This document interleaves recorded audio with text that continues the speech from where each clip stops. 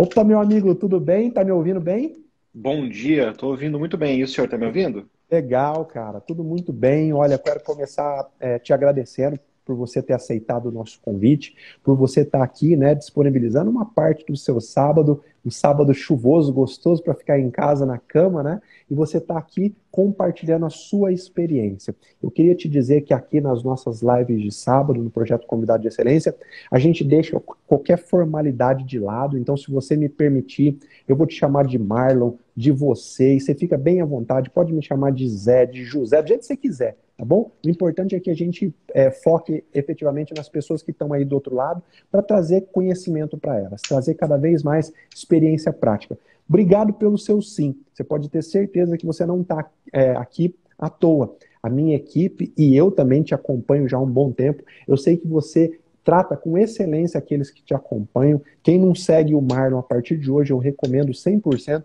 Marlon, eu queria que você se apresentasse para a galera. Você é um advogado criminalista, tem tempo de carreira, dedica parte da sua vida para ensinar. Eu fiz essa breve apresentação, mas eu queria que eles ouvissem da sua boca aí um pouco de quem é o Marlon. Obrigado mais uma vez, meu amigo, por estar aqui. Obrigado, eu já ia falar doutor. Obrigado, Zé. Muito obrigado pelo convite. Eu fiquei extremamente honrado com o convite. Obrigado de coração. O senhor é uma referência para todos nós e estar aqui, com certeza, é um dos ápices da minha carreira. Então, muito obrigado. Meu nome é Marlon Ricardo, eu sou advogado criminalista há cerca de 11 anos e sou exclusivamente criminalista, não atuo em mais nenhuma área, professor de direito penal e desde 2007, 2017 eu tenho também me empenhado nesse objetivo, compartilhado com o Dr. José de Andrade, de ajudar pessoas que estão começando, ajudar, passar um pouco da experiência que a gente tem, né? A gente aprende com a experiência de outros também, para tentar também, assim como o Zé, evitar que as pessoas caiam em buracos, caiam em armadilhas que a experiência pode transpassar. Então é isso, eu sou advogado faz muito tempo, eu gosto muito do que eu faço, é o que eu faço para viver, é o que banca a minha família e tenho aprendido muito nesse período. Legal. Eu quero dizer para todo mundo que está aqui que eu gosto de trazer gente do campo de batalha.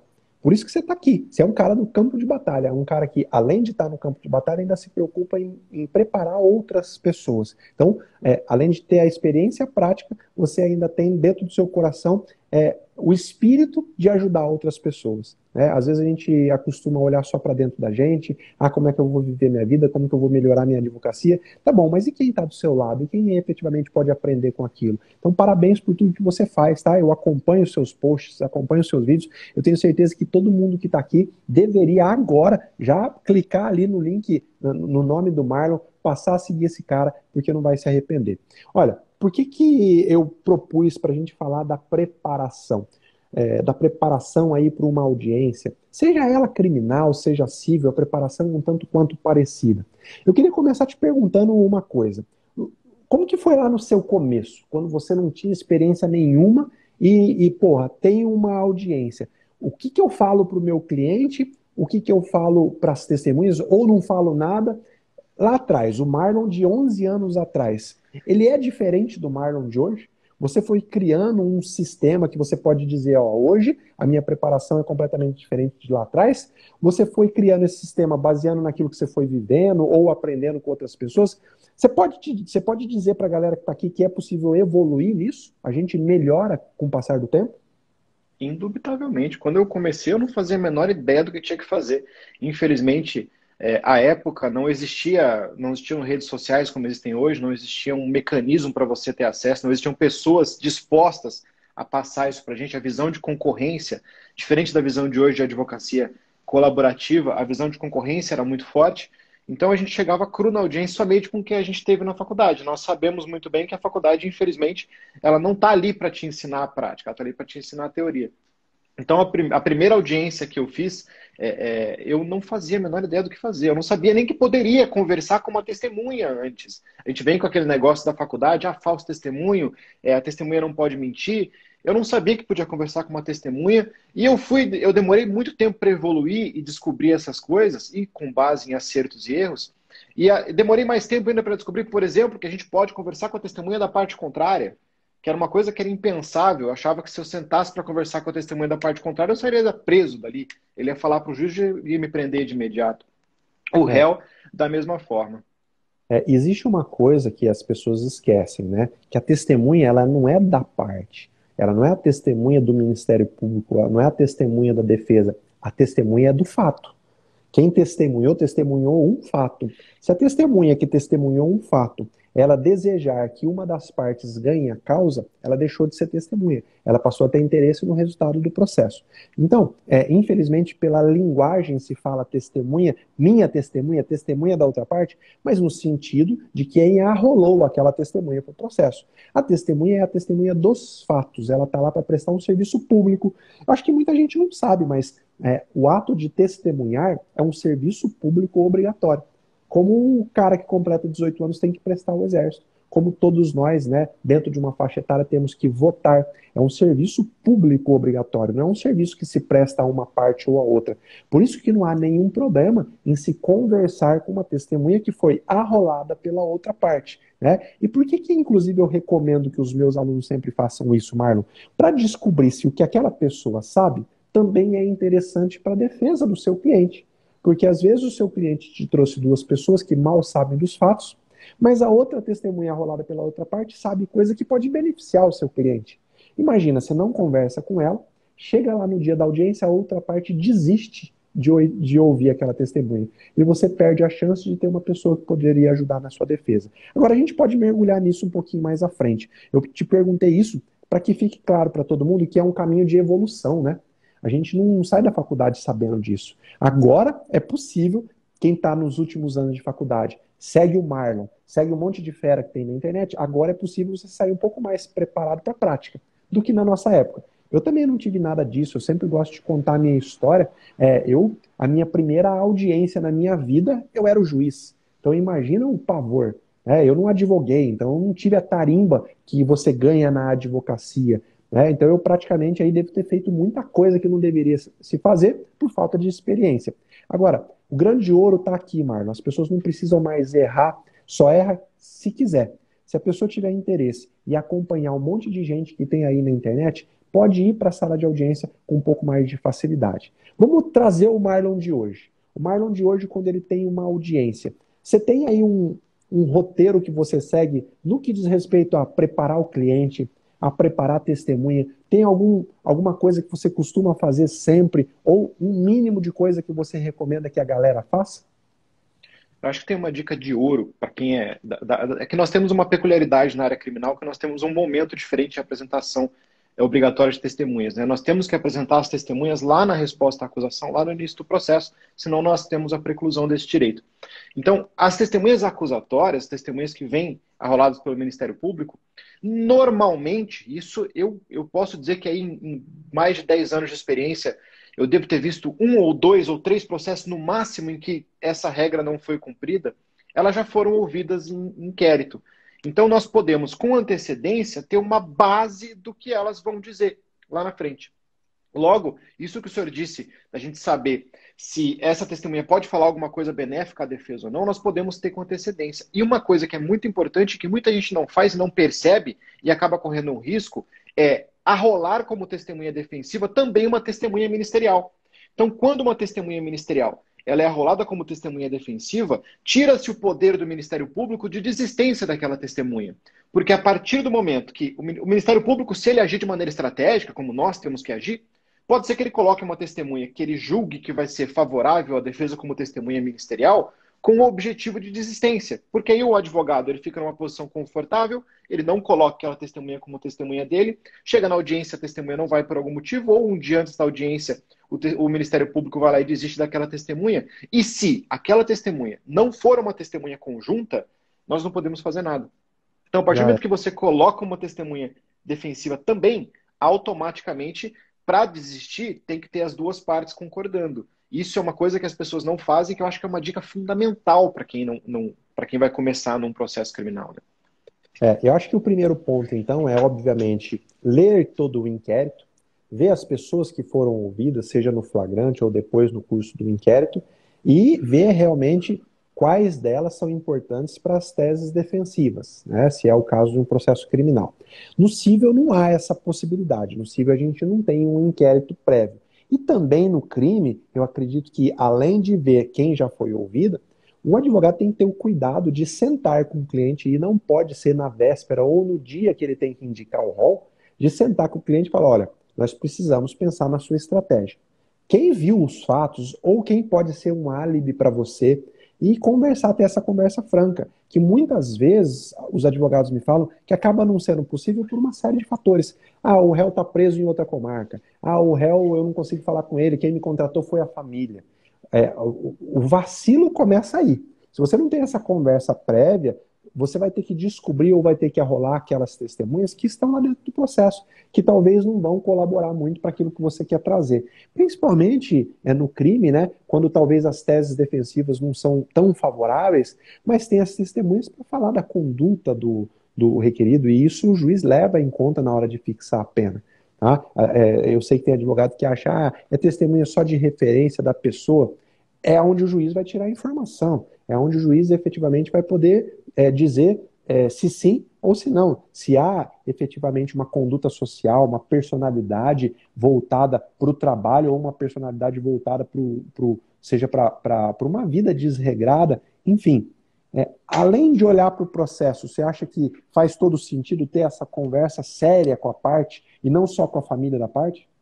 É fundamental, até porque você não pode se basear só na versão que o Ministério Público está colocando na denúncia, né? Nós temos que olhar para a versão que o nosso cliente vai nos passar. Para a gente poder saber que prova vai ser produzida e onde, para qual caminho nós vamos, nós temos que ter uma conversa muito séria com ele. E aí eu tenho como postura, e é uma particularidade minha, não sei se os demais fazem, mas quando eu falo com o cliente das testemunhas, eu já digo para ele as testemunhas do fato que eu quero que ele testemunhe. Eu falo, ó, então você me disse que aconteceu isso. Beleza. Tem alguém por perto? Tem alguém que possa falar a respeito disso? Tem. Então eu quero essa pessoa. Para que eu tenha uma testemunha, pelo menos, de cada um dos detalhes. Normalmente a gente não consegue todo o número de testemunhas limite que a gente tem, né? Às vezes, quando o processo é muito complexo, a gente acaba fechando todas as testemunhas com testemunhas oculares, com testemunhas que viram os fatos. Mas é raro disso acontecer. Se nós fecharmos as testemunhas, aí nós temos que dar um jeito de colocar um testemunho, mesmo que seja por escrito, feito no cartório ou gravado no escritório com uma investigação defensiva, disso que o senhor falou, que é da questão referencial, para dizer da personalidade e da conduta social do réu. Senão vai chegar na sentença, o réu vai ser condenado e o juiz vai dizer, não, eu não pude levar em consideração a personalidade porque não tinha nenhuma prova a respeito da personalidade, seja ela negativa, seja ela positiva. E isso, num processo com uma pena considerável, pode reduzir a pena do seu cliente em anos, numa situação como essa, por causa de uma testemunha. Então, o ideal é sempre ter uma testemunha dessa.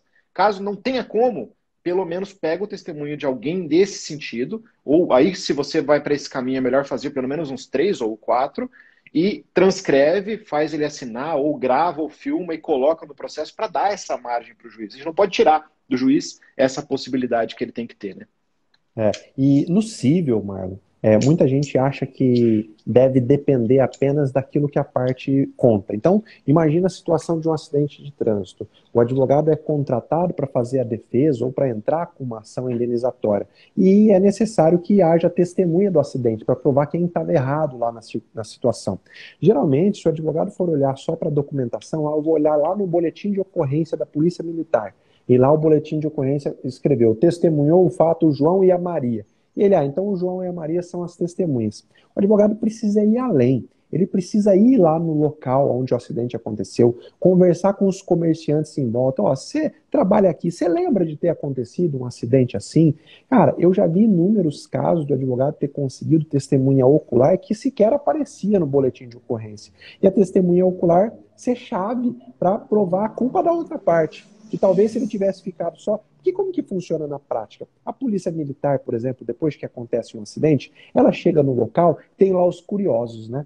E aí o policial chega e fala, ó, você viu o acidente? O cara fala, eu vi. Pronto, ele já pede o documento e já lança lá no boletim de ocorrência. Mas não necessariamente foi o cara que viu melhor o acidente ou viu no ângulo que vai beneficiar o seu cliente. Então o advogado precisa também entender que nessa fase de preparação, ele precisa ir a campo muitas vezes e atrás. Não dá para jogar essa responsabilidade só nas costas do cliente. O cliente não sabe o que é importante. Ah, mas o cliente, se ele não for atrás, o problema é dele. Não. problema passa a ser seu quando você não dá resultado para o cliente também.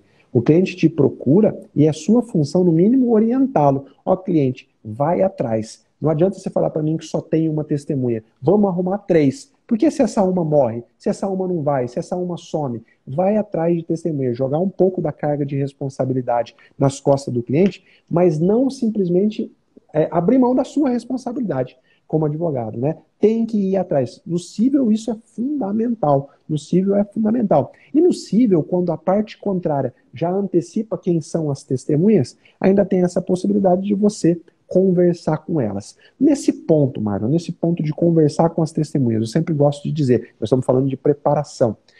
Eu recomendo aos meus alunos, sempre, quando for entrevistar uma testemunha previamente, gravar essa entrevista. Dizer para a testemunha, olha, lá no escritório a gente tem o costume de ter todas as gravações das nossas conversas, para a segurança do escritório e depois, para quando a gente for fazer uma peça, saber lembrar efetivamente o que você sabe. Por que é importante e é bom gravar essa conversa? Primeiro, para a testemunha depois não dizer, ah, não, é ele que me falou que era para dizer isso e aquilo, ou ele me ameaçou, ou ele me coagiu. E segundo e principal, porque se chegar lá no dia da audiência e essa testemunha resolver mudar completamente a versão que ela te contou, você tem lá um instrumento, você tem a gravação para poder fazer com que ela caia em descrédito perante o magistrado. Eu já vi isso acontecer, não foram uma, não foram duas, pelo menos umas 10 vezes eu já vi isso acontecer. Só que eu vi acontecer com o advogado despreparado. Chegou na audiência, o advogado fica com aquela cara de espanto, a testemunha que ele arrolou está sendo prejudicial ao cliente dele. E aí, na hora que eu abro para perguntas, ele fala, olha, excelência, eu arrolei essa testemunha porque ela me contou fatos completamente diferentes lá fora. Tá, mas e aí? Fica a palavra do advogado contra a palavra da testemunha. Quando você grava, nessa hora você pode dizer, excelência, a testemunha está me contando fatos completamente diferentes do que ela me disse quando eu me entrevistei com ela. E se Vossa Excelência desejar, eu tenho aqui a gravação. Tá? Porque não é uma peça que ainda está dentro do processo. E aí o juiz vai virar para a testemunha e falar, ó, que história é essa? Você está mentindo para mim? Você mentiu para o advogado? Como é que está essa história? No mínimo, se o juiz, se essa testemunha não voltar atrás e não acabar contando efetivamente a verdade, na hora de sentenciar, o juiz vai desconsiderar esse depoimento, porque é um depoimento que ele não confia mais. Você costuma ter esse tipo de cuidado, se não de gravar, de reduzir a termo, ou de pelo menos ter uma outra pessoa junto com você quando você está fazendo essa entrevista, Marco? Eu vou um pouco além. Eu gravo tudo. Eu gravo tudo. Eu digo pro pessoal que me segue, para quem está perto de mim, que eu sou um cara apaixonado por relógio. Eu tenho um monte de relógio. Só que depois que eu comprei um smartwatch, que tem um gravador que eu com 2 cliques aqui eu consigo gravar, eu parei de usar tudo, porque isso aqui é a coisa mais fácil que existe. Então eu tenho gravador, tenho câmera espiã, tenho pelo menos uns 10 gravadores. Então eu recomendo que o advogado ele grave tudo, 100% de tudo. Grave, só não grave a conversa com o réu se ele vai confessar alguma coisa, porque isso pode cair nas mãos de alguém se você tiver uma falha de segurança digital. Mas o resto tem que gravar tudo. Seja a audiência na integralidade, seja uma ida até o momento dos fatos para fazer o que o senhor falou ali, conversar com as pessoas ao redor ali, porque às vezes você conversou com alguém que depois vai te dar uma versão ali e vai ser enrolado pelo Ministério Público e vai dar outra versão. Conversar com as testemunhas para isso te salvaguardar de alguma forma. E essa gravação ela não evita só essa possibilidade, ela evita abuso. Todo mundo está sujeito a abuso, seja um abuso policial, seja um abuso da própria testemunha, seja um abuso do magistrado que estiver presidindo aquela audiência. Então, se você está gravando tudo, você pelo menos tendo ciência de que você sabe o seu limite, que você não ultrapassou esse limite, você está numa certa tranquilidade. Mas sobre a questão... Pode falar. É que sobre a questão da testemunha, eu acho fundamental que a gente converse com a testemunha antes e grave, porque o risco de, havendo alguma dinâmica na audiência ou qualquer outra circunstância, essa testemunha vir a ser acusada de falso testemunho e tentar incluir o advogado nessa história, ele é muito grande. Então, se a testemunha falsear, mas ela falseou para você antes, aí você não tem responsabilidade nenhuma. Desde que você não falou para ela mentir, a responsabilidade não é sua, a responsabilidade é apenas dela. E eu já vi isso na prática, da testemunha falar uma coisa, ser confrontada com uma mentira pelo advogado, e a testemunha virar e falar, não, mas quem mandou eu falar isso foi o advogado, e apontar para o advogado. E aí? E se o cara não mandou ela falar, como é que fica a situação? E aí entra no balaio todo mundo aí com uma participação num crime de falso testemunho. Isso é muito mais grave do que a gente pode imaginar. Eu sei que tem gente aqui que já tem certo tempo de advocacia. A gente precisa esclarecer que quando você tá conversando com uma outra pessoa, você pode gravar essa conversa, não há nenhuma ilicitude, só que a gente recomenda sempre dizer, mas por questão ética. Né? Por questão ética, olha, eu estou gravando para eu ter nos registros do escritório. Você não precisa dizer para a pessoa, eu estou gravando porque se você mentir lá na frente eu tenho como te ferrar. Você não vai dizer isso para a pessoa. Né? Você está ali num ambiente amistoso. Né? E isso vale principalmente para quando você vai ouvir a testemunha rolada pela outra parte. Você vai dizer para ela, olha, eu estou aqui, eu estou advogando num processo para o fulano de tal. Você foi arrolado como testemunha. A sua função nesse processo não é ajudar a parte A nem a parte B, a testemunhar sobre os fatos. E para mim é interessante saber o que você sabe sobre os fatos. E aí, por isso eu estou gravando essa nossa conversa. E deixa ela falar. Imagina que ela fala assim, não, eu não vou falar nada para você, eu só vou falar para outra parte. Pronto, você já tem um motivo para alegar a suspeição dela na audiência. Excelência, eu fui conversar com essa pessoa para saber o que ela sabia dos fatos e ela disse que ela não queria me ajudar, ela queria ajudar a outra parte. Então ela é suspeita, ela tem interesse no resultado do processo. Uma das causas de suspeição da testemunha é o interesse em beneficiar uma das partes. Quando uma testemunha extra-processo não quer falar com ninguém, tudo bem, é um direito dela. Só quero falar em juízo. Agora, eu só quero falar com A e não quero falar com B, demonstra, no mínimo, uma intenção de beneficiar. Esse é um ponto muito importante, por isso que a gravação se torna importante demais. Com certeza. E agora com o provimento 188 da OAB, né, que meio que deu uma regularizada na investigação defensiva, deu um nome para isso, na investigação defensiva, eu recomendo ainda que isso seja feito oficialmente. Então, manda um ofício para essa testemunha acusatória e diz que você quer que ela venha no seu escritório, que ela converse com você sobre o processo, fala que você é o advogado, que você está representando o outro lado, coloca nesse papel toda essa dinâmica de que ela é uma testemunha do processo, que ela está prestando um serviço público e que você gostaria de entender a versão dela, que não é para qualquer tipo de influência ou algo do tipo.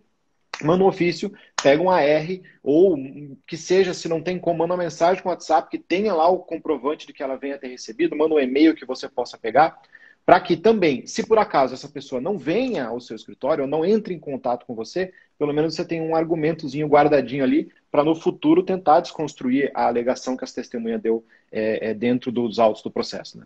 Ô Mário, você falou de uma coisa que eu tenho certeza que 99% das pessoas que estão aqui talvez ainda não se inteiraram, que é a investigação defensiva. Eu já vejo no futuro advogados especializados em só fazer a investigação defensiva. Então, fala um pouquinho mais aí do provimento da OAB, porque isso já acontecia na prática, né? O advogado bem preparado, ele vai atrás de fazer a sua investigação. Por quê? Porque o Ministério Público faz um inquérito, não é investigação acusatória, não está lá dentro o Ministério Público tocando junto com a Polícia Judiciária a investigação para acusar. A OAB regulamentou, né, deu áreas vamos dizer, de procedimento por uma coisa que já acontecia na prática. O bom advogado fazia paralelamente a investigação defensiva. Ia atrás de testemunha, contratava detetive, seja lá o que for, para poder contrapor a acusação ministerial. Você já tem aí alguma linha de atuação?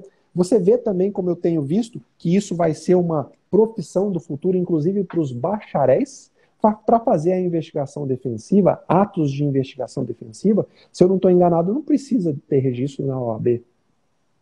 Como a OAB veio nesse provimento, é o provimento 188, para quem tem interesse em verificar do Conselho Federal da OAB, ele veio para dar um nome a uma coisa, como o senhor disse, já existia, né? A gente já fazia, eu já faço isso há muito tempo, você ir no local dos fatos, ir fazer alguma coisa. E ele não, apesar de ele ser um provimento da OAB, como ele veio só para regularizar e regulamentar uma coisa que já existe e não pode ser impedida, não há por que um bacharel não poder fazer isso. Não tem nada privativo do advogado. Quer dizer, tem. A oitiva da testemunha aqui no escritório é um ato privativo do advogado. Mas o restante da investigação defensiva não é privativo do advogado. E vai muito além de você ouvir a testemunha. Vai, por exemplo, com provas que vão se dissipar. Uma gravação, por exemplo, de um sistema de segurança, ela vai deixar de existir em uma semana. Às vezes, quando muito, um mês. Então, se você sabe dos fatos, foi lá, você para fazer a investigação defensiva, foi até o local dos fatos, verificou toda a região para ver se não tem uma câmera ali que possa ter pego aquele momento dos fatos que possa ser importante, e você não foi atrás de conseguir aquela prova, você perdeu. Porque, infelizmente, existe uma parcialidade na atuação de alguns membros do Ministério Público. E esses membros do Ministério Público que são parciais, se eles se depararem com uma prova que pode ser beneficiar a defesa, essa prova não vai para os autos. E nós, enquanto defesa, temos a obrigação de encontrar coisas além do processo. Advogado, isso é uma coisa que a gente pode falar para todo mundo. Advogado que acha que, aí eu digo pelo menos na minha área porque eu não entendo nada de processo civil, mas advogado que acha que advogar na seara criminal é sentar e responder prazo, ele está fadado ao insucesso. A gente tem que sair, tem que conversar, tem que verificar, tem que ir no local dos fatos, sair perguntando para as pessoas, mas você viu, você não estava aqui naquele dia? Vamos supor um acidente de carro. Você estava aqui naquele dia?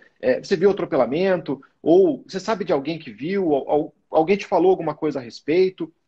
Ou mesmo uma coisa que eu vejo que dentro dessa questão do bacharel está crescendo muito, doutor, é o digital, a prova digital. Então, o bacharel e o advogado também ele tem toda a possibilidade, tem trocentos cursos que podem ser feitos para conseguir a produção de uma prova digital. Por exemplo, uma coisa que é super simples, pegar a senha do cara do Android dele, do celular, do Google, para saber todo o GPS dele. Então, o GPS está tudo gravado no celular. Às vezes, estão falando que ele estava no local A e ele está me dizendo que ele estava no local B. Vou falar, cadê tua senha do celular? Eu vou colocar tua senha do celular em um site dentro do Google e vai me dar um mapa de onde esse celular andou. Ou às vezes ele foi torturado pela polícia e eu tenho um mapa que mostra que ele estava na casa dele às 9 horas, a hora que ele foi pego pela polícia, e depois ele foi levado para o batalhão, e no GPS vai estar mostrando isso, que ele foi levado para o batalhão, e depois ele foi levado para a delegacia. Isso é investigação defensiva. E eu vou além, Marlon. Como os policiais eles usam aparelho de celular do Estado, por que não rastrear o GPS do aparelho celular do Estado? É um direito probatório que ele tem. Se os policiais, por exemplo, estão dizendo, não, nós não levamos ele a tal lugar, tá aqui, ó. Então tá, me mostra o GPS do celular do chefe da guarnição. E aí a internet deixa rastro, né? Aí o GPS vai estar lá mostrando, pronto, você desmascarou com uma prova eletrônica, fácil de fazer. Basta que tenha perspicácia e coragem. Marlon, eu tenho levantado uma bandeira, vê se você concorda comigo. Uma pessoa que é conformada, aquela pessoa que aceita a situação como ela está, ela não serve para trabalhar com direito e principalmente não serve para advogar. Quando uma pessoa fala para mim assim, eu não vou aplicar essa dica porque o juiz lá da minha comarca vai indeferir. A minha vontade é falar para ele, meu amigo, desiste, sai da área jurídica, você não serve para isso. Se a gente pensa assim, a gente não muda a situação que nos incomoda. Se a gente está cansado de injustiça, está cansado de ter processo cível que não tem resultado, está cansado de ver, por exemplo, tortura, violência policial, se você cruza os braços, você acha que essa situação vai mudar? Obviamente que não. Então isso que o Marlon acabou de dizer é um estágio muito mais avançado, talvez no começo da carreira você fica reticente em fazer, mas isso faz parte daqueles que são ousados. Pô, eu vou usar uma prova digital, eu vou pegar aquilo que o meu cliente já tem, mas que talvez eu não tenha pensado.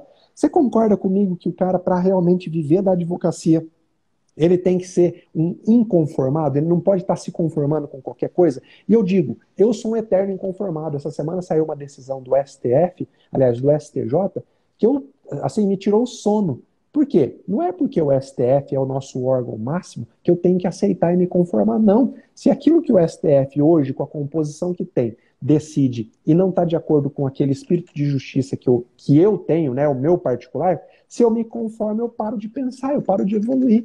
Você acha que a gente também tem que ter como um pré-requisito para se dar bem na advocacia ser um inconformado, Marlon? Me fala sobre isso aí. Sem dúvidas. O advogado que é conformado e que ele acha que só porque o juiz, aquele juiz, pessoa, né? Porque a gente não pode confundir o juiz com o juízo, né? Eu entendo assim, o destinatário da prova não é aquele cidadão, aquela pessoa que ali está, e sim aquele órgão. Se aquele juiz morrer no dia antes da sentença, vai vir outro juiz e vai dar aquela sentença com base naquela mesma prova. Então, aquele juiz, que, claro, o advogado tem que saber quem que é e tem que ter estudado para saber os limites que ele pode atuar. Mas se aquele juiz ele age de maneira diferente do que você pensa que é o certo, você vai brigar pelo que você pensa que é o certo. Se aquela jurisprudência do STJ ela diz diferente do que você julga ser o certo, você vai brigar pelo que você julga ser o certo. Eu costumo dizer ainda que eu não tenho medo, nem melindre nenhum. Meu ego não é desinflado porque o STJ me chamou a atenção numa decisão. Porque tem muita jurisprudência defensiva, no nosso campo, pelo menos, diz, você não pode entrar com HC da liminar de HC, tem uma jurisprudência gigante. Aí você percebe que está numa situação de que você tem que ter um inconformismo porque está errado, e você, por estar errado, tem que buscar, você entra com HC assim mesmo da liminar.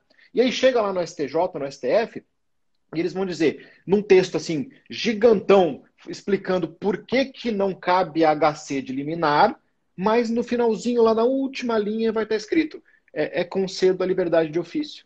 Então eles vão manter aquela jurisprudência para não afastar a jurisprudência defensiva que eles possuem, mas você alcançou o seu objetivo. Então eu não tenho medo de levar bronca de juiz, muito menos levar bronca de tribunal. O que eu tenho eu acredito naquilo que eu acho certo. E acreditando naquilo que eu acho certo, eu vou brigar pelo que eu acho certo até onde eu puder. Jurisprudência não é eterna, juiz não é eterno. E jurisprudência só se muda se nós formos todos inconformados. Se nós não formos inconformados, nós vamos ter que só se contentar com isso eternamente. Até bem pouco tempo atrás, para aqueles que não são tão antigos assim, a lei, tá? A lei não reconhecia a existência de união estável. Simplesmente, se duas pessoas vivessem juntas durante a vida inteira, com a morte de uma delas, o outro não tinha direito a nada, segundo a lei. E aí foi uma decisão, primeiro do STJ, que concedeu direitos àquela pessoa que vivia com outra. Mas para o STJ decidir isso, precisou da coragem de um advogado para pedir. E é isso que eu tenho dito para os meus alunos, e eu queria que ficasse aqui. Chega dessa história de que eu não vou pedir porque o juiz não vai deferir, essa prova aí eu não vou pedir porque não está previsto em lei. Pede, meu amigo, só que pede com fundamento lógico. O juiz decide baseado numa lógica. Pô, isso que o Marlon falou faz todo sentido. Se o meu cliente está sendo acusado de estar em um lugar e eu tenho a prova do GPS do celular dele mostrando que ele estava em outro, acabou. Não vai ser depoimento de testemunha que vai incriminar meu cliente. O juiz tem aí uma barreira lógica intransponível. Tá? Então, não tenha receio de ousar. Você tem que ousar, porque é assim que a gente muda a sociedade. Sempre, qualquer decisão judicial depende da coragem e da ousadia de um advogado para pedir. E quando alguém te perguntar por que o advogado é essencial à realização da justiça, dá esse exemplo que eu acabei de te dar. Porque se não é um advogado ter coragem para pedir, a sociedade não muda. Se a gente espera só a lei mudar, a lei leva muito mais anos para mudar. Vamos falar aí do casamento de pessoas do mesmo sexo. Mesma coisa. Teve que ter um advogado com coragem para pedir, até que a questão chegasse no STF, para o STF dizer que sim, é possível. E até hoje a nossa lei não mudou. Tá? A alteração legislativa leva anos para acontecer, depois que a alteração na jurisprudência já aconteceu. Mas para mudar uma jurisprudência tem que pedir. Quem estava perguntando aí, o que me deixou indignado essa semana foi a questão do devedor, que ele mesmo indica um bem dele. Ele, como fiador, indica um bem, como fiador num contrato de locação, por exemplo, indica um bem dele para garantir o contrato. Lá na frente ele não cumpre esse contrato, e aí esse bem vai ser penhorado. Processo, ele fala, não, esse é um bem de família, ele não pode ser penhorado, ou seja, ele usa a má-fé para conseguir o contrato, tá? Ele garante para o devedor, se o devedor principal, garante para o credor, se o devedor principal não pagar, esse meu bem vai servir de garantia, e lá na frente da execução ele fala, não, esse bem não pode ser penhorado porque pode ser bem de família. E aí vem um tribunal superior e fala que é isso mesmo, é bem de família, não pode. Na cabeça da pessoa do povo, o cara não consegue entender isso. Como assim? Quando eu dei o meu imóvel para ele me deu como garantia esse bem. Agora ele usa da própria torpeza para alegar que é bem de família.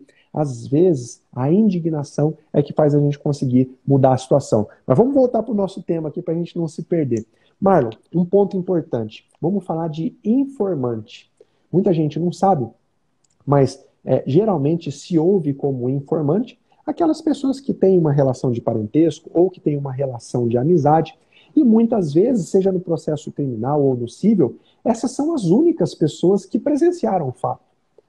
Então, a mãe, ou então a irmã do seu cliente, presenciou o fato. Ela pode ser uma testemunha, ela não recebe o nome de testemunha, mas ela fala sobre os acontecimentos. O que eu queria ensinar hoje aqui é o raciocínio do juiz. E aí eu quero também que você me dê a sua visão como advogado. Como que o juiz faz para considerar ou não o depoimento de um informante? Imagina uma ação civil, vamos falar do civil, onde só haja depoimento de informante. O autor arrola a irmã como testemunha e o réu arrola a tia como testemunha. Duas informantes. E o juiz vai ter que decidir baseado nesses dois depoimentos, de pessoas que a lei presume que são suspeitas para serem ouvidas como testemunha. Como que a cabeça do juiz raciocina? Todas as vezes que eu vou ouvir um informante, eu tento sentir se aquela pessoa está me falando sobre os fatos ou se ela está mais preocupada em proteger a pessoa que trouxe ela para o processo. Às vezes, a pessoa deixa isso evidente quando eu nem perguntei nada para ela e ela já começa a falar, ó, meu irmão não fez nada disso não, viu? Meu irmão naquele dia estava lá em casa, estava dormindo. Calma, eu nem te perguntei sobre isso, eu ainda estou te perguntando o seu nome.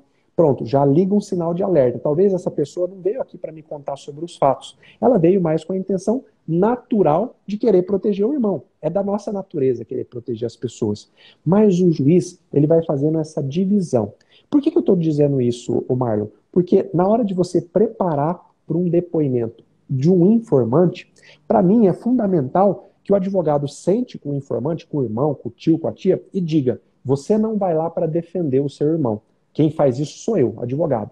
Você vai lá para responder sobre os fatos que o juiz te perguntar. Se o juiz te perguntar, aonde estava o seu irmão no dia do crime? Você vai dizer, estava em casa. Você não vai dizer, não, olha, meu irmão está sendo acusado injustamente, o meu irmão está sendo injustiçado. Não, você não está lá para defender, você está lá para contar sobre fatos. No cível, isso pesa demais, demais, demais, porque o juiz consegue separar o joio do trigo. Quando ele tem, mais de uma vez, aliás, mais de 10 vezes, eu já sentenciei, considerando o depoimento firme e constante de um informante e desprezando o depoimento de uma testemunha.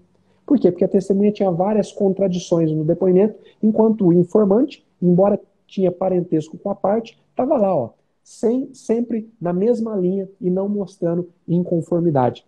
Você acha fundamental fazer essa preparação, chamar o informante para dizer, você vai prestar depoimento sobre fatos, você não vai lá para defender ninguém? Você costuma fazer esse tipo de coisa, Marlon? Eu costumo marcar com todas as testemunhas defensivas, né? Momentos, eu converso com eles antes para saber o que eles têm a dizer, até porque se eu achar que ele vai falar alguma coisa que não me interessa, eu simplesmente não o arrolo como testemunha, né? Mas depois que foi arrolado, eu costumo conversar com eles ali pelo menos 20 minutos antes da audiência. Eu não gosto de conversar com muita antecedência, porque esquece, a nossa memória toda noite ali ela é renovada. Então, conversa ali um minuto antes da audiência, ali 20 minutos, 30 minutos, 40 minutos antes da audiência, chega lá, conversa. E aqueles que são informantes, destaca para eles a função que eles ali estão, né? Eles não estão com a função de defender ninguém, eles estão ali com a função de falar sobre aquilo que eles têm que falar. E um outro ponto importante, Zé, eu estou tentando falar Zé, tá? Outro ponto importante é que às vezes tem uma testemunha que ela não é para ser informante, ela é uma testemunha. Só que ao chegar à frente do juiz ela se confunde. Então acho que é uma coisa que a gente tem que informar aquela pessoa, ela não. A gente tem que partir do pressuposto que nós estamos acostumados. Eu faço audiência toda semana. O senhor faz trocentas audiências por dia. Então, aquele cara que está na minha frente, às vezes nunca foi na frente do juiz. Então, ele não sabe que uma das primeiras coisas que o juiz vai perguntar para ele é se ele é amigo ou inimigo do réu, ou de alguma outra parte. E ele vai interpretar aquela pergunta de amigo e inimigo como, às vezes, um companheirismo. Meu colega de trabalho, aquele cara é meu amigo. E, às vezes, ele diz, é meu amigo, o juiz interpreta aquilo como uma amizade íntima, um interesse processual, e você perde a possibilidade de uma testemunha juramentada que poderia ser juramentada. Então é fundamental que a gente converse com o informante para mostrar para ele que a função dele, e também com a testemunha para dizer, a primeira coisa que o juiz vai te perguntar é se você é amigo ou inimigo de alguém ali. E ele não está querendo saber se você conhece, se você um dia foi no churrasco na casa dessa pessoa. Ele quer saber se você tem algum interesse processual. Então, se ele é só seu colega de trabalho, responda que não, ele é meu colega de trabalho. Não considere aquele termo amigo e inimigo como uma coisa pejorativa, uma coisa aberta. E outra coisa importante também, isso foi dito pela nossa querida Andréia Pachá na nossa live da semana passada. Inclusive, para quem ficar até o final, olha aqui, Marlon, que legal. Toda a obra da Andréia Pachá, ela teve o carinho de me mandar para eu sortear para a galera. Então, quem ficar até o final aqui, depois eu vou dizer como que nós vamos fazer esse sorteio. São 3 livros aqui da Andréia Pachá. Ela disse uma coisa muito importante. Nós estamos acostumados com a audiência, mas a testemunha não. Então, a testemunha chegou se apresenta para ela lá na audiência, fulano, eu sou o Marlon, eu sou o advogado, eu vou fazer algumas perguntas para a gente humanizar o trato com a justiça. Eu, como juiz, eu faço isso. O André bem disse, a pessoa não tem obrigação de me conhecer. Então ela chega lá, eu falo bom dia, boa tarde, meu nome é José, eu sou o juiz que vai te ouvir aqui, tá tudo bem? Pode ficar tranquilo, quer uma água? Humanizar. Não é porque pra gente é normal que a gente vai fazer com que pra pessoa seja normal. Geralmente a testemunha chega nervosa, ela fica com medo. É igual hoje, né? É, pai e mãe põem medo da polícia na criança. Ó, abaixa aí que a polícia. Cara, a polícia, a essência da polícia é proteger, não é a gente impor medo nas pessoas. Mesma coisa o judiciário. O judiciário está lá para realizar a justiça, mas a coisa foi se deturpando de uma tal maneira que hoje a testemunha vai com medo. Ela vai lá para falar a verdade e ela tem medo dela dizer alguma coisa e ser presa, como se isso fosse possível. Então, o trabalho do advogado é antes tranquilizar e do juiz também. O juiz é um agente do Estado, ele tem que estar lá para realizar a justiça e dentro disso tá você acalmar as pessoas e tratar as pessoas com humanidade, com toda certeza. Isso que você falou é fundamental, eu já vi acontecer muito. Se o juiz pergunta de qualquer jeito, ó, você é amigo do fulano? E a testemunha fala, sou. Aí o juiz, então você vai ser ouvido como informante. Pronto, ferrou toda a estratégia de defesa. Então o advogado esclarecer, ó, quando o juiz te perguntar se você é amigo, você vai dizer, olha, nós somos colegas de trabalho, né? Mas não temos nenhuma amizade que extrapola isso. E o fundamental é não mentir. Porque às vezes a pessoa é amigo, e aí o cliente liga e fala, ó, o juiz vai te perguntar, você finge que a gente não se conhece tanto, cara, o juiz vai descobrir. Se o advogado da outra parte for um pouquinho esperto, ele vai saber como descobrir. Ele vai perguntar, você já foi na casa dele? Já? Quantas vezes? 30. Já foi em algum aniversário de filho? Já? Já foi em batizado? Já? Pronto. Você é amigo íntimo. Ah, é fácil de descobrir. Então, essa preparação que você falou é fundamental. Cara, deixa eu avançar num outro ponto aqui que eu não quero deixar de falar com você. Interrogatório. E eu quero tocar numa ferida massa aqui. Você acha que o réu ele pode responder só as perguntas da defesa? Você acha que o réu ele pode responder só as perguntas que ele quiser? Ou você é a favor daquela linha, eu acredito que não, né? Até por ser criminalista, de que ou é tudo ou nada. Vamos falar um pouco sobre isso, porque eu acho que as pessoas são carentes de informação. A gente viu aí recentemente um vídeo circulando na internet onde o advogado queria isso. O advogado queria que o cliente respondesse as perguntas dele e não as perguntas do Ministério Público. E aí o juiz ou a juíza, se não me falha a memória, disse que não, ou era tudo ou nada, e isso criou uma grande polêmica na internet. Isso faz parte desde o primeiro dia do advogado criminal, porque afinal de contas você vai para um interrogatório. Você vai lá para a audiência, vai ter um interrogatório do seu cliente. Você pode simplesmente instruir o seu cliente, olha, as perguntas do Ministério Público ele não quer responder, mas ele quer responder só as minhas perguntas. Vamos tocar nessa ferida aí? Com certeza. Doutor, para mim, o artigo 186 do CPP, ele é claríssimo. Ele fala que o réu ele tem direito de permanecer calado e de não responder perguntas que lhe forem formuladas. Então, se ele tem direito ou de ficar calado ou de não permanecer, não responder perguntas, o próprio CPP já deixa claro que ele pode escolher as perguntas que ele quer responder. Faz parte do direito de defesa, faz parte do direito de não produzir prova contra si mesmo. É uma questão de estratégia. E aí, esse problema não era um problema tão grande antes desse vídeo. Antes desse vídeo, pelo menos pela minha experiência, eu já fiz isso em trocentas audiências, eu nunca tive problema. Aí quando surge um magistrado, isso parece que dá poder para outras pessoas agirem da mesma forma, ou pelo menos faz com que isso apareça com mais frequência. Eu nunca tive o problema de um magistrado impedir que isso acontecesse. Ao contrário, todos sempre compreendem e entendem que a Constituição diz que a pessoa não é obrigada a produzir prova contra si mesma. E o problema principal aqui, doutor, é que nós temos uma evolução de direito. Nós tínhamos um sistema mais inquisitivo, agora nós temos um sistema mais acusatório. Então, quando o sistema era mais inquisitivo, o interrogatório, quando era no começo do processo, ele era uma prova. E agora o interrogatório tem que ser visto, desde a Constituição, como um meio de defesa. Se é um meio de defesa, ele faz o que ele quiser, no momento que ele quiser, da forma como a estratégia daquele momento colocou. Mas eu não sei nem por que tem essa discussão, porque eu acho tão claro o artigo 186 do CPP que fala que a pessoa pode permanecer em silêncio e não responder perguntas que não quiser. Eu tenho dito para alguns colegas, inclusive, que se você tem alguma desconfiança, que você pode ter algum problema com aquele magistrado, porque aí, se tem um problema, claro, você pode entrar com HC, cerceamento de defesa e uma série de situações, você pode até ganhar, mas você pode não ganhar. Então, se você tem algum problema, a gente tem que agir de maneira estratégica e não emocional. não apaixonada. Se a maneira estratégica é a maneira mais coerente, você tem a estratégia e você quer colocar, está desconfiado que o juiz pode impedir isso ou fazer alguma coisa e dar um fuzuê, só fala para o seu cliente fazer o seguinte: eu não vou responder essa pergunta. Então, na hora que, ao invés de você chegar no começo, que é o que a gente faz normalmente, falar, ó, excelência, o réu só vai responder as perguntas da defesa, não vai responder as perguntas da acusação nem as perguntas do juízo.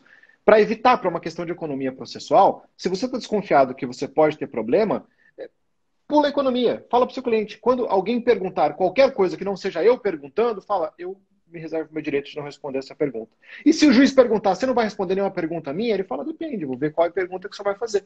Então aí, quando o juiz perguntar, ele vai dizer, eu não vou responder essa pergunta, eu não vou responder essa pergunta, me reservo o direito de não responder essa pergunta, e não responde a pergunta de ninguém. Quando chegar na sua parte, na parte da defesa perguntar, ele responde todas as perguntas. Isso é uma estratégia para sair desse embate inicial de falar, não, eu não vou responder pergunta de ninguém, só da defesa. E tem funcionado, eu tenho recebido muito feedback de muita gente que tem usado isso aí pelo Brasil inteiro e tem funcionado muito bem.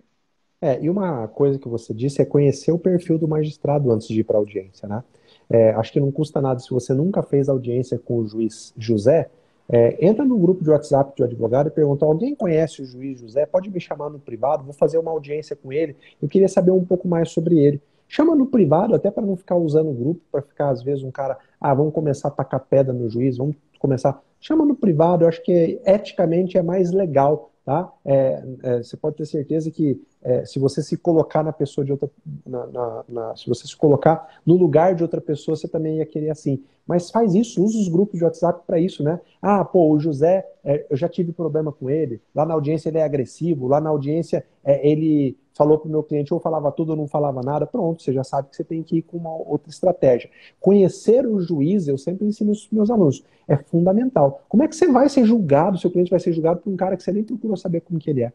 Então você prepara até o seu emocional, né? Você já vai preparado lá para uma situação talvez um pouco mais tensa, para uma audiência um pouco mais leve, dependendo da postura do juiz. Isso é fundamental. Agora, vamos falar do ser humano.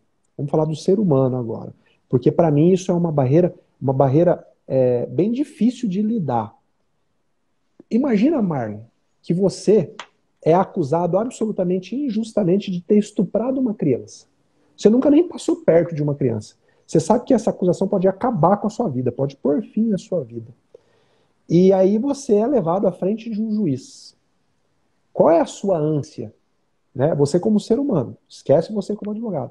A sua ânsia é gritar pela sua inocência. Juiz, pelo amor de Deus, eu não fiz isso, estão me acusando injustamente.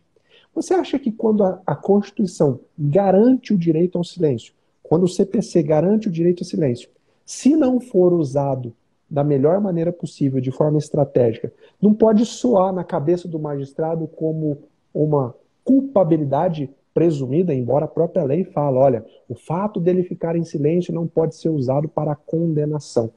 Mas quem é acusado injustamente não anseia por falar, não deseja gritar pela inocência. Eu estou trazendo aqui uma reflexão muito mais filosófica, mas que tem implicação prática. Você acha que na cabeça do juiz, se não for usado estrategicamente, tá? Você acha que na cabeça do juiz não passa, ora, ele está sendo acusado de estupro, mas ele não quer falar nada? Será? Alguma coisa está estranha. Porque o juiz também, se ele fosse acusado injustamente, ele ia querer gritar. Como que você ensina os advogados que te acompanham a usar estrategicamente o direito ao silêncio? Não dá para sair usando de qualquer maneira, né? Acho que tem que ser num ponto-chave, num detalhe-chave, ou naquele caso em que efetivamente a prova está te ferrando. Tem mais ou menos alguma coisa que você usa no seu dia a dia? Aí trazer a teoria e aplicar na prática. Acho que é isso que a gente queria fazer. O cliente ele sempre acha que a versão dele vai ser a versão que, se ele falar magicamente, as pessoas elas vão acreditar no que ele diz, né? Só que isso, infelizmente, nem sempre é verdade. Então, o direito ao silêncio, ele é importante. Porém, eu acho que em um processo judicial, no inquérito, ele é usado com muito mais frequência. Em um processo judicial que não seja de júri primeira fase, onde uma contradição entre o depoimento na audiência de instrução e o depoimento dado em plenário pode acabar com o plenário, em um processo comum, um processo ordinário, ele tem que ser usado em último dos últimos casos. Mas em último dos últimos casos. É melhor a pessoa falar só com a defesa, ou falar aquilo que ela acredita, ou você instruí-la para dizer aquilo que é importante para o processo, porque, como eu disse no começo, A pessoa tem a ilusão de achar que não, mas eu sou inocente, então eu estou falando para você, eu estou contando o que aconteceu de verdade. É lógico que todo mundo vai acreditar, porque a inocência vai vencer, vai sobrepesar. Não é assim que a vida funciona. Então, a versão que ele vai dizer lá, ela tem que ser muito bem alinhada com as provas do processo. E aí, às vezes, algo que ele julga que é a parte mais importante é uma parte ínfima. E algo que ele julga que é uma parte que não importa, você, com a sua experiência conversando com ele, você vai pegar aquela parte e vai tentar falar para ele, ó, eu costumo dizer para o meu cliente o seguinte, quando a opção não é o silêncio, que é raríssima, raríssima, eu acho que dá para contar nos dedos quantas vezes meus clientes ficaram em silêncio numa audiência de instrução perante um magistrado. Mas falar para ele, falar, ó, essa parte aqui você não pode esquecer. E é a parte que eu tenho que perguntar, caso ele não fale. Porque sempre vai ter aquela pergunta inicial do magistrado, né? Isso aqui, o senhor está sendo acusado, está sendo denunciado por X, Y, Z, e às vezes o que o senhor tem a dizer sobre isso? O senhor fez? Não, não fiz. Então, conta para mim a sua versão e dá aquela pergunta aberta para a pessoa poder falar, né? Até como se a pessoa fala demais, ela pode até se prejudicar. Então, você diz para ela quais daqueles pontos da verdade que ela tem que frisar naquele momento, quais que ela não precisa falar, até porque às vezes dá um aspecto de agressividade. Vou dar um exemplo de casos relacionados à violência doméstica. É o que vem muito comum, às vezes, o rapaz senta na minha frente aqui, ele fala, não, mas eu não fiz. Ah, porque ela é isso, porque é aquilo, porque ela é aquele outro, porque ela fez isso, porque ela fez com fulano, com ciclano, que para ele é uma coisa que justifica aquele ato na cabeça dele, mas para o magistrado só vai prejudicá-lo. E às vezes ele fala, não, mas aconteceu uma coisa com a minha filha ali que ele falou durante um segundo. E você pega aquilo e fala para ele, não, eu quero que você foque naquele ponto relacionado à sua filha, porque isso é importante para o processo. Quanto ao silêncio, voltando, só existe o silêncio, só existe a possibilidade de se utilizar o silêncio num processo, porque efetivamente existe uma questão psicológica, né? Existe uma questão filosófica psicológica. O juiz é um cidadão, é uma pessoa que ali está.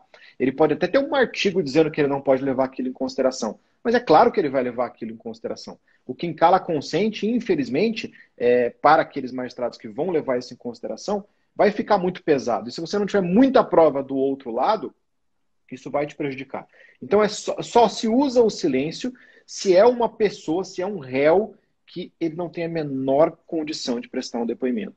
Porque aí tem aquele réu que você fala para ele, fala isso, e aí eu converso com o réu com mais frequência, não só no dia, mas com antecedência de meses, às vezes, e também no dia. Mas eu vou sentar com ele e vou falar, olha, o Ministério Público vai te perguntar isso. E eu me coloco do outro lado, do lado ministerial. Esse pensar com a cabeça do Ministério Público é fundamental se você vai atuar. Pensar com a cabeça do advogado que está do outro lado ou do Ministério Público. Então eu vou sentar com ele e falar, me conta a sua versão. Tá. Depois eu vou falar, me conta a sua versão de novo. Tá. Na terceira vez eu vou falar, você vai me contar a sua versão agora, eu vou te fazer algumas perguntas. E quando ele está contando, eu estou metralhando ele de pergunta como se eu fosse o Ministério Público. Eu vou falar, eu não estou aqui para te atrapalhar, eu estou aqui para te ajudar. Eu vou fazer como se o Ministério Público fizesse e como se fosse o estereótipo do promotor mais brabo que existe.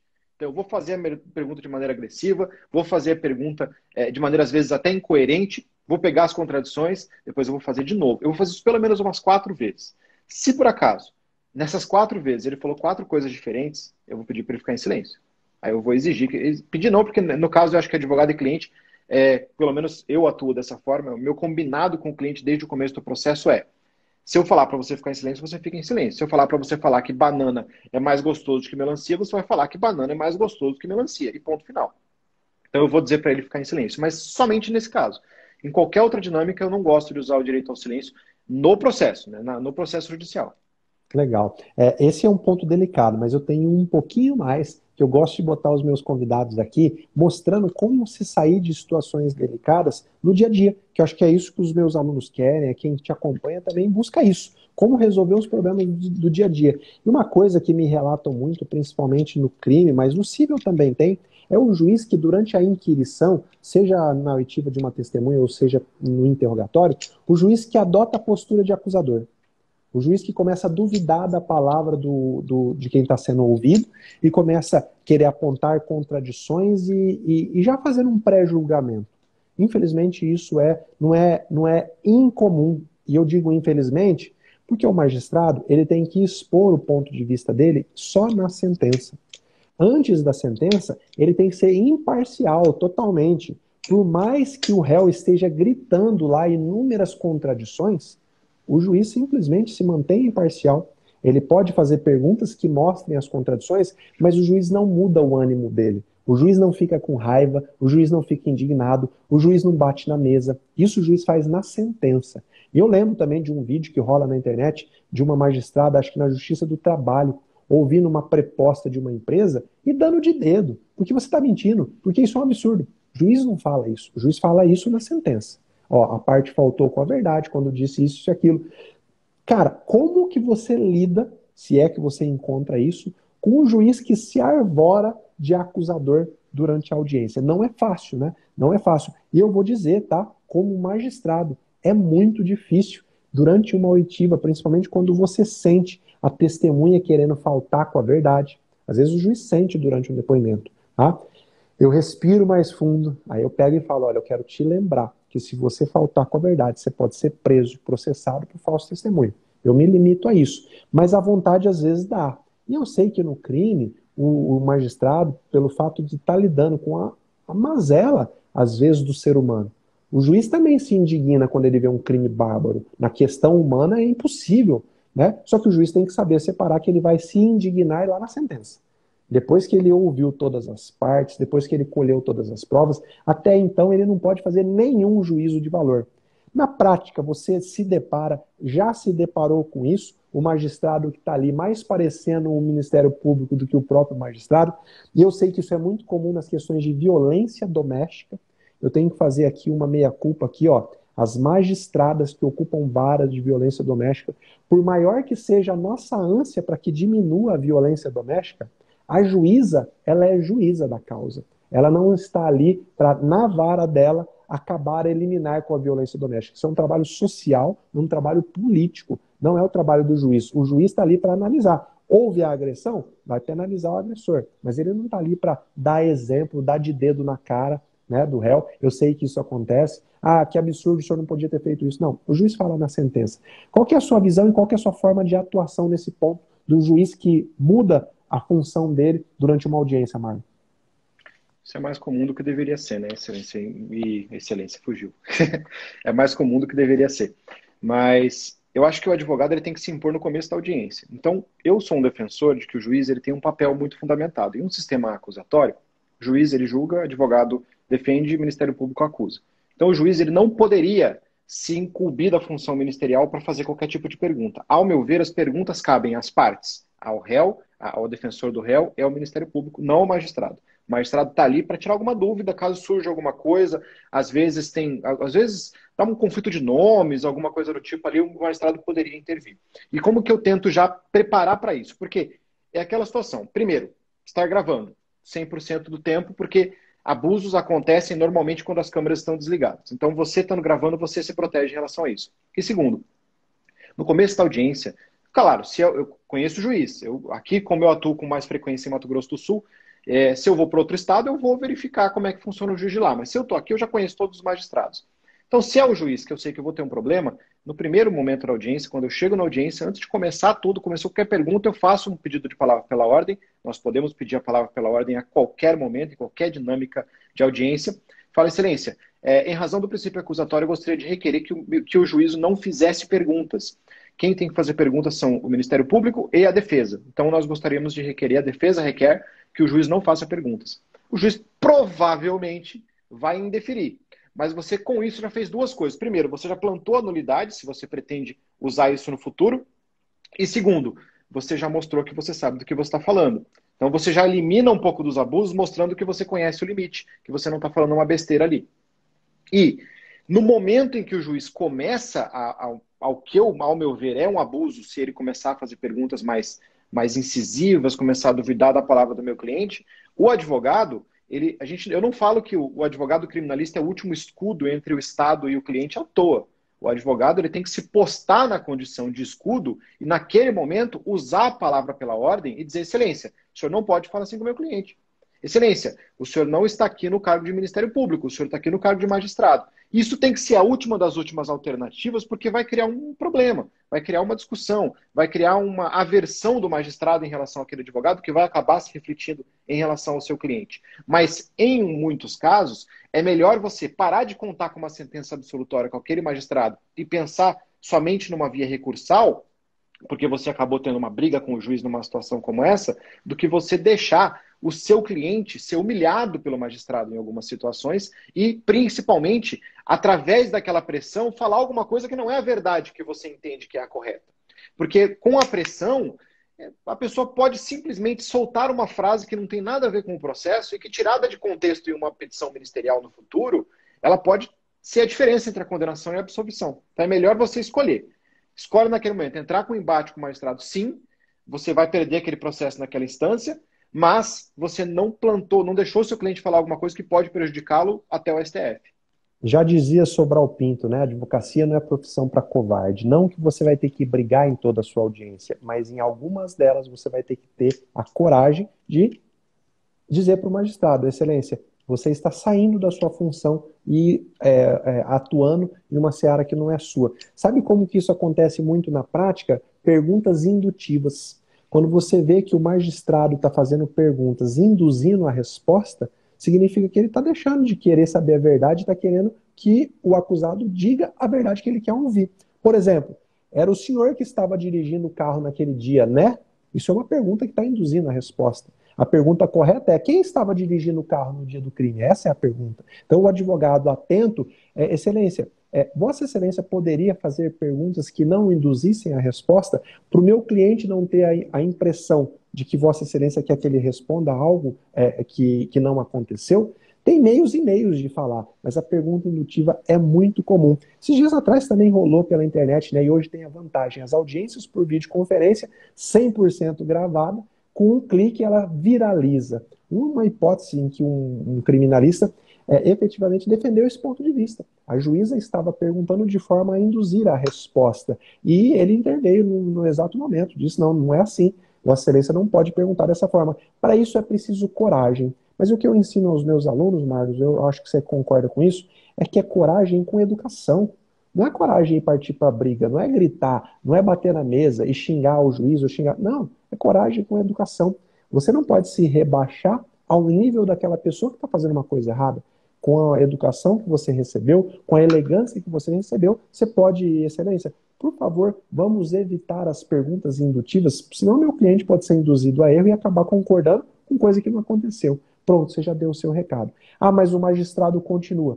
Mesma coisa, com o mesmo tom de voz. A audiência está sendo gravada, depois você faz o que você quiser com essa gravação, você anula a audiência, você representa o magistrado, faz o que você quiser. Agora, efetivamente ter controle emocional. Acho que controle emocional é a chave de tudo. Marlon, nós já passamos de 1 hora, estamos aqui com 1h10, num papo que para mim a gente podia passar a manhã inteira, o dia inteiro conversando, e eu tenho certeza que muita gente que está aqui também tem esse mesmo desejo. Mas eu quero, cara, de todo o meu coração, agradecer pela sua contribuição, tá? Por você ter disponibilizado aí mais de 1 hora do seu sábado para participar desse projeto. Esse projeto, para mim, aí tem sido fundamental, porque eu posso trazer a experiência de outras pessoas grandes como você e compartilhar com a minha galera. Muito obrigado mais uma vez, tá?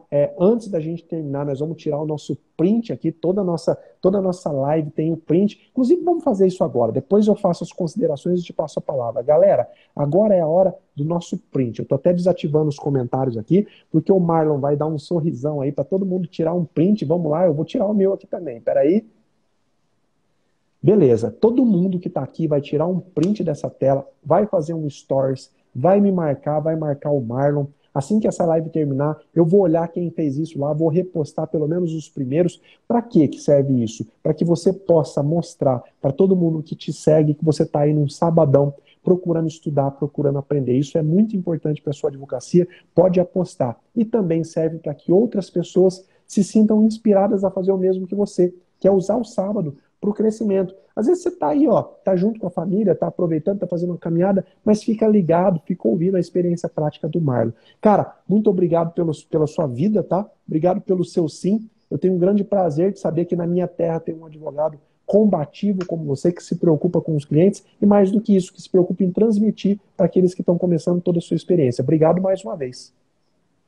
Eu agradeço demais, agradeço por todo mundo que está assistindo. O tempo é a única coisa que nós não podemos abdicar dela de forma nenhuma. Então, se alguém está dedicando o tempo, dedicando essa 1 hora e pouco aí para estar aqui nos assistindo, merece toda a nossa gratidão. E o senhor também merece toda a minha gratidão por estar aqui. Agradeço muito. Seu projeto é fantástico. A sua razão de vida nesses últimos anos, ela tem sido fantástica e tem ajudado aí centenas de milhares de pessoas, centenas de milhares de advogados. E eu tenho certeza que a mesma gratidão que eu tenho pelo senhor, esse pessoal também tem. Compartilhar conhecimento é uma decisão de humildade muito grande. E o senhor é magistrado, o senhor não precisava fazer isso. Podia estar somente judicando como a maioria faz, mas o senhor optou por dedicar o seu tempo a fazer isso. Então, eu tenho que deixar em nome dessa galera aqui meus parabéns e o meu agradecimento. Agradeço também por ter sido convidado, por ter sido considerado pelo senhor um convidado de excelência e vamos continuar aí nessa briga, vamos continuar nessa luta e vamos continuar ajudando quem a gente pode. Valeu, meu amigo. Obrigado. Ótimo final de semana para você aí. Fica com Deus, Marlon.